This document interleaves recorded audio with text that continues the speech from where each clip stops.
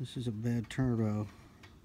Got a little camera in there, and we got a little wire, and you can actually see the turbo impeller going in and out. The effect is lots of oil going out the exhaust. It smokes really bad.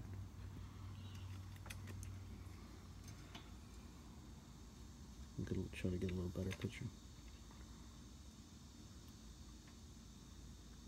There it goes in and out. Let's see that moving.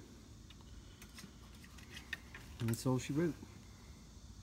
BMW 2008 335i. Bad turbo.